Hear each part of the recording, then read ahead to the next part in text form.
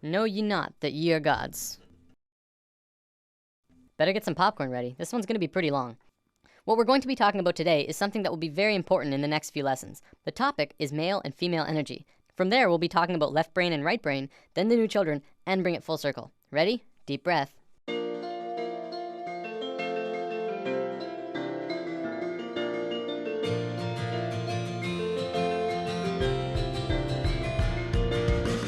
A few weeks ago, we touched upon chakras and how they're at the source of what's affecting your internal systems. What we didn't talk about was the energy flowing within them. Now, there's lots of kinds of energy through and around all of us, and that'll be a future topic later on. Today, I want to talk about two specific energies that can be expressed through this image. The energy that flows here is male and female energy. Male energy is focused, and female energy is creative and random. Neither of them is greater nor weaker than the other, and both can be extremely powerful when fully manifested. Female energy is the land of unbridled possibilities, creative potential, and affecting the universe from within. Focused male energy takes direct roads from point A to point B. This energy can be as strong as a tank, accomplishing tasks and going where it needs to go with precision and without distraction. The important thing to know about this energy isn't how they move. I'm going to use some super basic sacred geometry to demonstrate this. This is the Fibonacci spiral. We're going to be talking a lot more about it when we dive into the topic. For now, all you have to know is that it starts at 1 and flows outward forever in a very specific way and is present in all life everywhere. As male energy flows through the spiral, it goes from base point to point, from here to here, to here to here. It doesn't curve, it just goes straight where it needs to be. Female energy, however, would flow in the actual spiral. It would go around, going in and around outside all of the lines, but still getting to the same or similar results. This is the graphic representation of how it flows, but it also acts in the same way. From this understanding, you can see how we use these energies in our lives. It's the difference between driving straight to work and being on schedule all the time, and taking the scenic route because it's a more pleasant ride, even if it means being late. It's baking a cake strictly by what it says in the cookbook and putting it together with what just feels right. It's getting that promotion for working the hardest and getting that promotion for coming up with the best ideas. Here's a relatable example. It's the difference between Inception and Sucker Punch.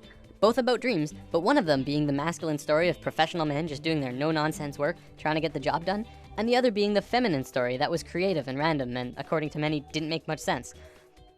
Both male and female energy, like the chakras, have their own traits. Male energy is linear, analytical, strategic, and practical. However, when male energy is constricted, it is very blundering and confrontational, and what tends to occur is not seeing all sides of a situation, or not being open to any other possibility other than the one being pursued. You can see a lot of that in today's society. Most commonly, we call it being closed-minded. Female energy, on the other hand, moves in curves. It does not stay inside the lines. It is creativity and movement and expression and emotion. It can do anything and go anywhere, but it has trouble sticking to schedule.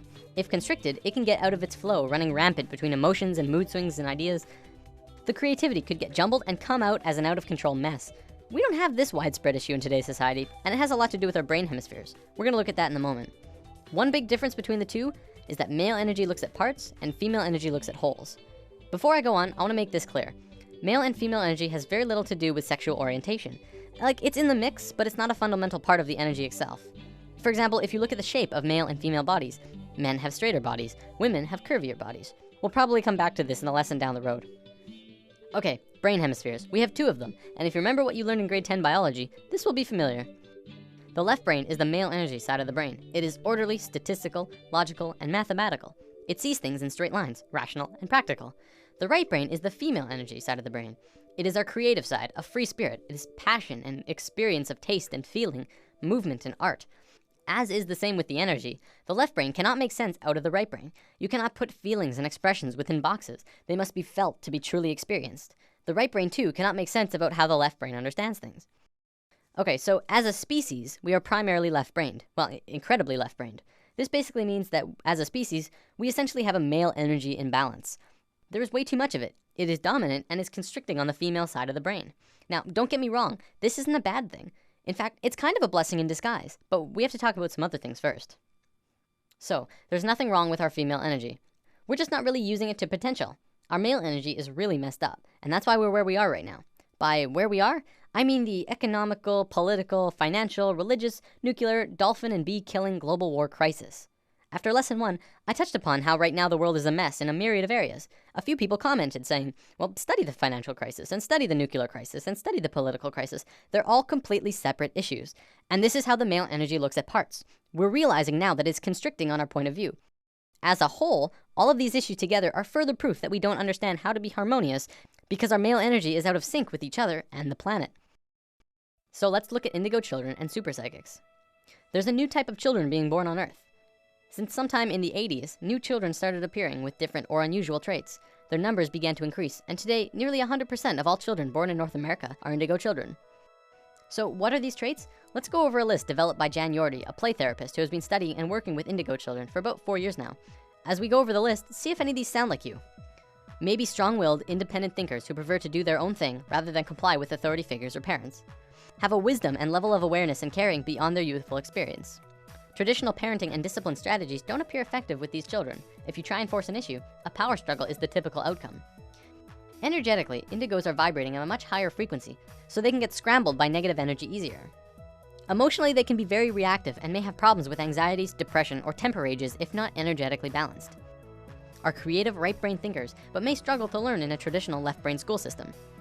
Often, indigos are diagnosed as having ADD and ADHD since they appear impulsive. This is because their brain can process information faster, and they require movement to help keep them focused. Indigos are very intuitive, often psychic, and may hear, see, or know things that seem unexplainable. Indigos may have more problems with food or environmental sensitivity since their system is more finely tuned. When their needs are not met, these children appear self-centered and demanding, although this is not their true nature. These children have incredible gifts and potential and may be shut down when not properly nurtured and accepted. So what's causing this? Well, for one, there are 2 new DNA blocks being activated within these kids. They are microcephalin and ASPM. Both of these blocks are designed to regulate brain growth, giving the kids a broader spectrum of thinking and a newer way of learning. Because of this, the average IQ of an indigo child is about 140, which is 40 to 50 points higher than the average IQ. We're just learning now that our school system's methods of teaching are becoming outdated. It's because our kids are changing. We're going to look at the broader spectrum of why this is happening in a moment. For now, let's move on to the badassery that is the super psychics. These kids are hardcore. They can do anything, literally. Some can move solid objects through walls with their minds. Some are blind, yet they can see everything around them from a myriad of different screens within their head. There are some who can look at a person and know absolutely everything about a person just from looking at them, including when they'll die. So why haven't we heard about this? You'd think this would be huge in the world. Well, for one, almost all super psychic children are in China, and almost all of the evidence is hardly ever rendered into English, although some of it does make it into the public in China.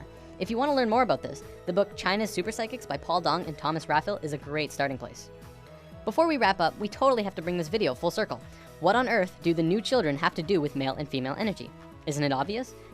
Indigo children are directly connected to our species' male energy, and super psychics to our female. As we grow closer and closer to the peak of the shift, the planet itself is beginning to change. Essentially, this is happening to balance us out. On one half of the world, indigo children are being born. On the other half, super psychics.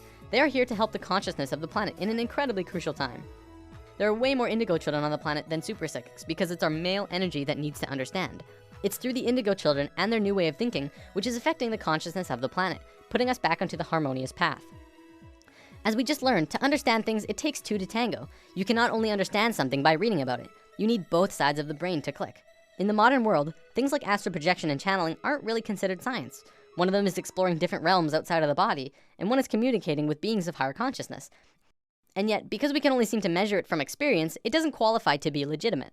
Because of this left brain constriction, we have lost a major part of what life is about.